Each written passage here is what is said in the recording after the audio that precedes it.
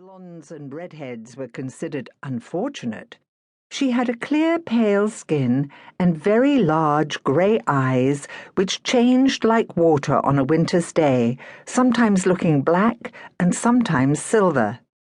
On this day that was to change her life, Marjorie was wearing a high-collared blouse with a deep blonde lace bertha falling over her well-shaped bosom. In contrast, her long alpaca skirt was severely tailored.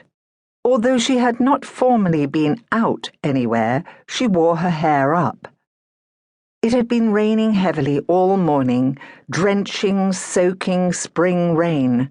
Now, toward evening, the rain had ceased, and a pale, watery sunlight, low in the horizon, was gilding the laurel bushes in the front garden. The drawing-room suddenly seemed close and stuffy. Marjorie rose to her feet and walked from the drawing-room through the dark hall, harlequined with diamonds of light from the stained glass on the door, and out into the garden. A light, warm breeze had sprung up, bringing with it the promise of winter's end. The still bare branches of the lilac trees near the wrought-iron gates made a lacy pattern against the pale, newly washed sky. "Life is a backwater," said Marjorie for the third time, but this time she said it bitterly. She was overcome by a longing for excitement, for love, for flirtation, for theatres, for restaurants, for the company of young men.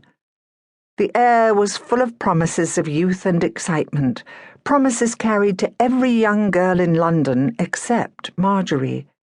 Granny's weekly social evening was the only thing on her dull horizon. Marjorie had once been in love at the age of 14. She had fallen madly for the red-haired butcher's boy and used to wait with shaking coltish legs at the tradesman's entrance for his arrival with the weekly joint. She had weaved fantasies about him, fought for him, nursed him through various deadly and fictitious diseases. And then one day she had overheard him laughing about her with Rose, the pretty parlour-maid. "Fair smitten she is," he had jeered.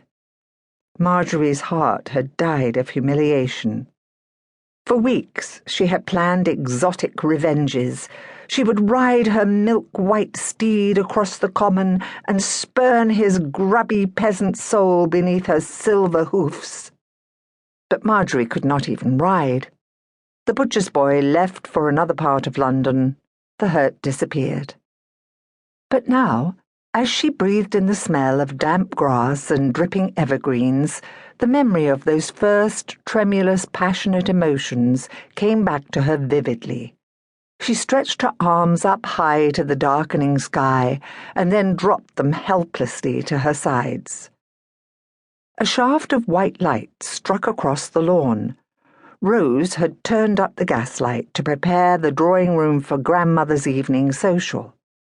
Already in her mind's eye, Marjorie could smell the camphor and cologne of the old ladies and hear their frail, tired voices. She sighed. The breeze had turned chilly and damp, fluttering the lace of her blouse and raising the soft strands of hair from her forehead. "I want him," said Marjorie fiercely, but she did not yet know who he was or who he might be, that shadowy lover. The lights of her grandmother's rented carriage bobbed to a halt outside the gates. Suddenly cold, Marjorie did not want to wait to greet her grandmother, but turned on her little high heels and pattered over the gravel of the drive back into the warmth and silence of the house. There were 3 old ladies in the drawing-room that evening when Marjorie reluctantly entered, and a newcomer. At first she did not see the newcomer. Her bored eyes ranging from the familiar sight of old Mrs. Jenkins mumbling meringues, old Mrs. Bassett slurping tea with a little finger sticking rigidly out, and old Mrs. Fife Bartholomew dozing in front of the fire. Then she noticed the strange lady. She was very tall and dramatic-looking. Although she must have been in her 40s, she carried herself with the youthful assurance